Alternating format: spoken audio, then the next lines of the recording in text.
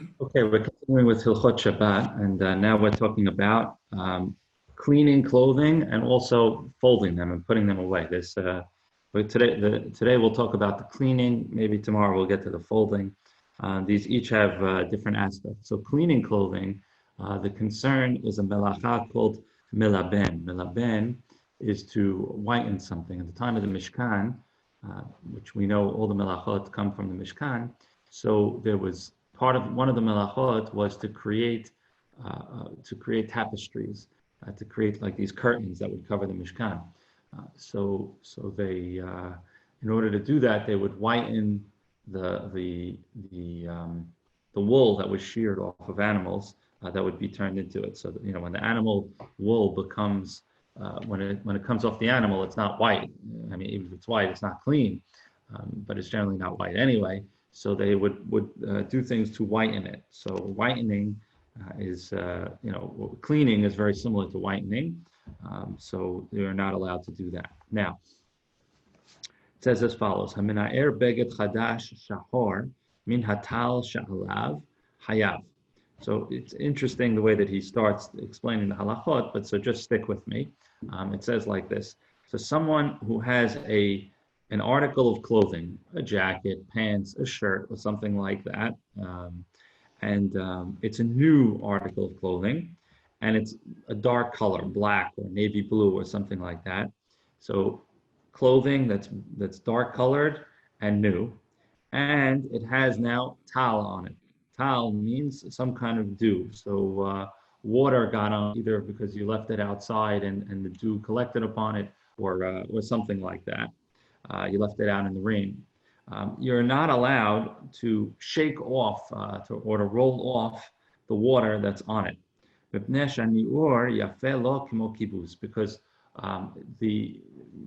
taking the water off it is going to be just like washing it. Provided you wouldn't wear it if it had that dew on it. So you really have to make a couple of judgment calls here. It has to be something that you wouldn't have, there's a wetness on the garment that you wouldn't have worn the garment unless that wetness was taken off of it.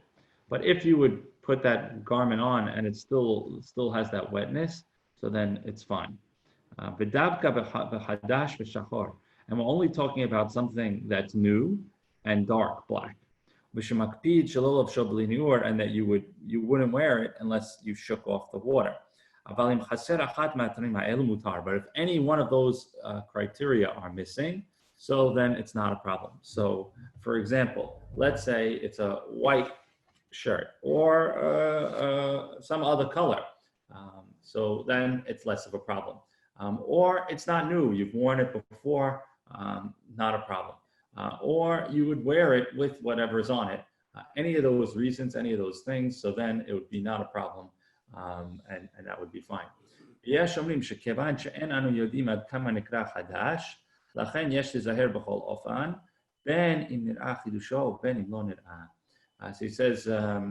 he says, and there are those who say that since we're not really clear what it means to be hadash, what's considered new. If you can't tell what's new or not new, then be strict on this.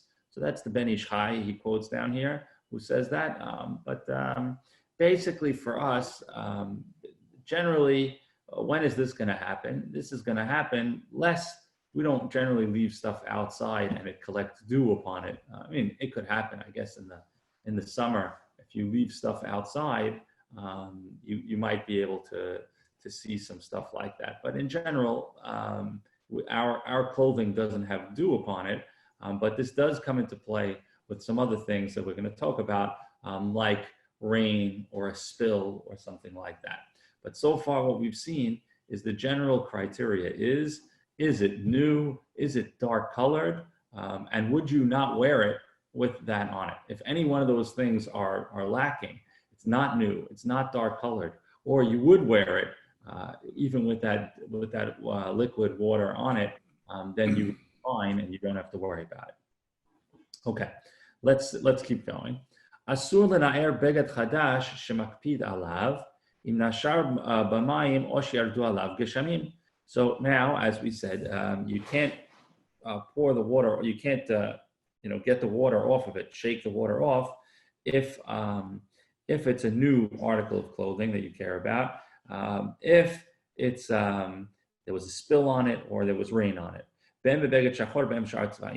Whether or not whether it's black or other colors. It says, however, an older article of clothing you are allowed to shake off. He says, however, you have to be careful not to squeeze it out. So again, a lot of this, has to do with what's a new article of clothing or not. But basically, if it's not your first time wearing it, then you really have less of an issue. For us, this is going to be in most of the cases. If I went outside, it's my rain jacket, it's my pants, or something like that. So you can shake it off, provided you would have worn it with that on there. So that happens a lot, and that we get rain or rainwater on a coat or a hat or gloves or something like that. It's okay to shake it off a little bit, but mainly because it's been worn before. That's going to be the main leniency or qualifier. However, if it's new and it's considered therefore something that's beneficial to the article that you're going to be wearing, so then you wouldn't be allowed to. Halacha Gimal. Mutar mikar adin lena'er beged ma'avak she'alav im nitkaimu bo shlosh l'tanim b'seif aleph.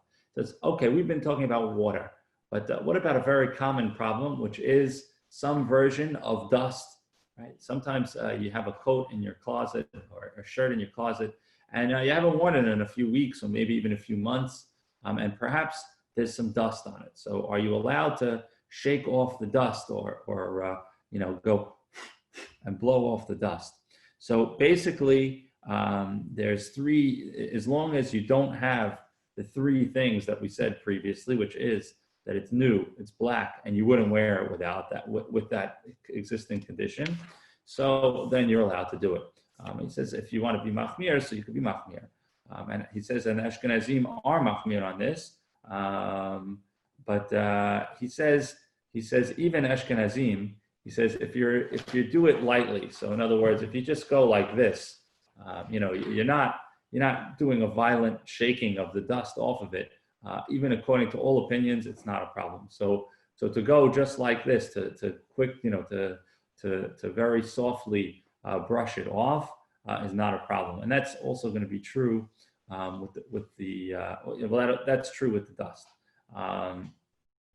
Now, what about not dust? What about something a little more difficult, a little more sticky? So that's the next halacha. Mutar l'shafshef et bigdo metit shenafal al bigdo, v'af al pi shatit yavesh al yado shifshefo hu mitporer v'netchan ad asher dak la'afar, ובלבד שלא ישפשק הבגד מבחוץ, שנראה כמלבן הבגד, אלא משפשפו מבפנים.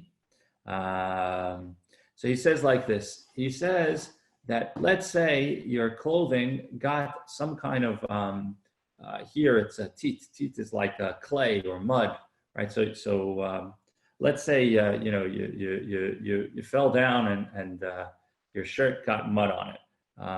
He says that you're allowed to clean the mud off. But hold on, how? He says you can clean the mud off by rubbing the shirt, right? You can take it, and by rubbing it like this, the shirt's going to come off. He says this is true whether or not it's dry or not, because sometimes the issue might be with something that's dry, that you're pulverizing something into a fine powder, which in general, pulverizing something into a fine powder is a problem on Shabbat. He says, but for this, you're not concerned. He says, however, what you want to do is you want to take the clothing and you don't want to rub it from the outside, right? He says, when you rub it from the outside, so he says, it looks like you're cleaning the clothing. He says, so what you want to do is take it from the inside. And you can see what I'm doing here. You put your hands on the inside, and then from the inside, you rub the outside part of it. So that's the way to clean a utensil, to clean clothing, is to take it from the outside and then you could rub it, and that's true whether or not it's a little bit wet or even if it's not. Okay, so that's how we would clean off mud or something that got on your clothing. You know, very often food gets on your clothing, right? So if you're eating and you spill some food on your clothing, so you can do that, but you should do it in a way that shows that you're not cleaning your clothing. And again, the way to do it is to take it from the inside and then rub so that it shows that you're not doing a cleaning, you're just wiping off the outside. Okay, now the next couple of halachot is going to talk about shoes. Right? Barzel shemanichim b'chatzer shlifnei petchei habatim kedei lekaneach bo et hane'alim. Asur lekaneach bo b'shabbat b'chozka, aval b'nachat mutar lekaneach. ובפרט אם הטית לך בוודאי שמותר, מותר לקנח את הנעלים בכותל או בחידודי המדרגות. So he says, let's say you have a piece of steel that you leave in the courtyard outside by the door, and the purpose of it is to wash off or to wipe off the shoes. So I'm not really sure what he's talking about here, because I guess it's either one of the mats, or perhaps it's talking about the stuff like they have on the golf course, where they have those like iron brushes that clean off the spikes of the shoes. I'm not sure, but it's some kind of tool that's set up right outside the door to your home, and the purpose of it is to clean off the shoes. So what he says here is, you can't do what you would call a vigorous cleaning, but you could do a soft cleaning. He says, and for sure, if the mud or the clay that's on the shoes is moist, then for sure it's allowed. He says, and for sure you're allowed to use something that's not a utensil. So you can take the shoes and bang them against the wall, or stomp them on the steps, or wipe them on the steps. So if your shoes get muddied or dirty, the best way to do it is to not use something specific for the purpose of cleaning your shoes. So again, banging them on the ground, wiping them on a door, a wall, or something like that, that would allow it. What is less allowable is something that's specific for it. But if you do it softly, it's okay. So let's say you have one of those entry mats if it's made for wiping off your shoes, so just do it softly and gently, as opposed to professionally, which is kind of going to get us to the next thing, which is can I clean, polish, or wipe my shoes? He says min al shel or sh'ar klei or. He says if you have leather shoes or any other leather equipment, any other leather utensil, a belt or something like that, a glove.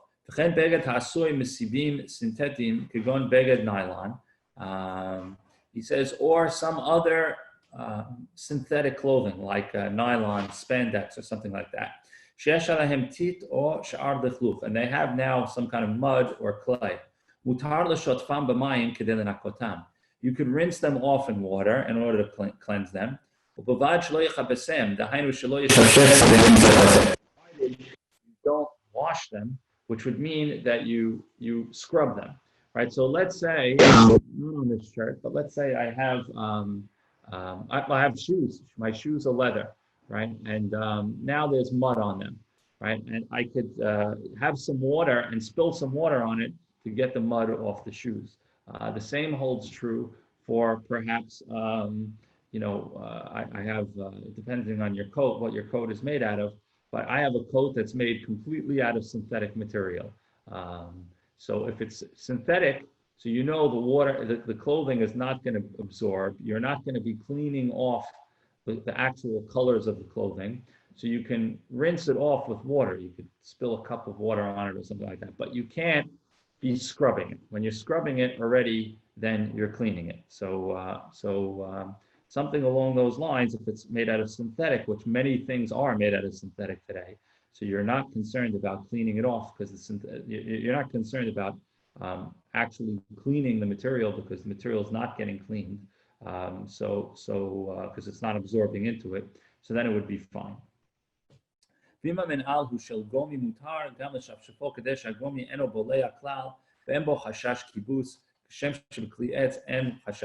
says, and if your shoes are rubber, so then you really don't have to worry because there's really no concern of washing, and you could even rub it together. You don't have to worry about that. So a lot of the rain shoes and some of the boots are rubber, so those can be cleaned off in any which way because it's rubber and there's no cleansing of that rubber. Let's go a little further. You're not allowed to shine shoes with a brush or with a cloth. Even if you're not putting the shoe shine, the polish on it. It says, however, to take off any dust with your hand or with a little bit of a cloth, mutar, you're allowed. However, you have to do this gently and not with strength in order to not shine it. You don't want to create a shine on the shoes, but you're allowed to remove the dust from it.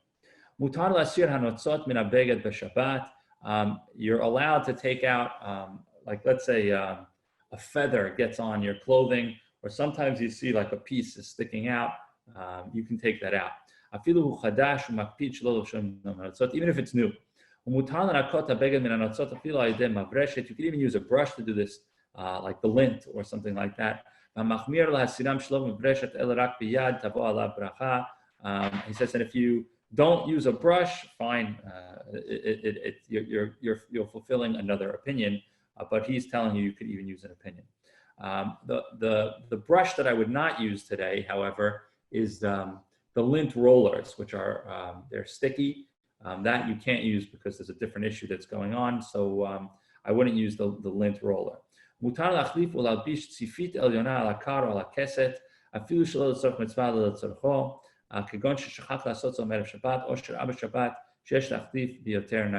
you're allowed to change a pillowcase or a sheet or something like that. You can change that, put a new one on top of the pillow or the pillowcase. You're able to change a pillowcase on Shabbat. Tomorrow we're going to talk about the folding of clothing, because folding has its own issues, which we'll talk about tomorrow. But the basic rules that we saw today were that we do have to concern ourselves with not washing clothing on Shabbat. And there's some ordinary things that we normally might consider doing that fit into that category, mostly with heavily shaking off water from the clothing that we wear. But again, it's specific to the cases that we listed. So in most cases that we have, because most of the time it's going to be not new. So most cases it's going to be allowed. But the rare case that happens is when it's new, when it's dark clothing, and when you wouldn't wear it with that kind of water, dew or water that's on it. But other than that, it's going to be allowed. Anyway, yes. Stains? Is this includes all stains and everything like that falls onto this category? So stains, what we didn't talk about, which he didn't talk about here, is let's say, and it's good. I'm glad you asked it. Let's say you spill some wine, or something on you, which happens a lot with people. You spill some wine or something on your shirt. Right now, here I have a white shirt. You cannot get that stain out on Shabbat. So if I stain something on my shirt, I can just pat the liquid so that it's not wet. So I could take a white, I could take a napkin and put it on there just so that it absorbs some of the liquid, but I cannot clean it off. I certainly can't take Tide or soap, but even just to take water and to dilute it, I cannot do that. Whether it's fresh or not, I'm not allowed to do that.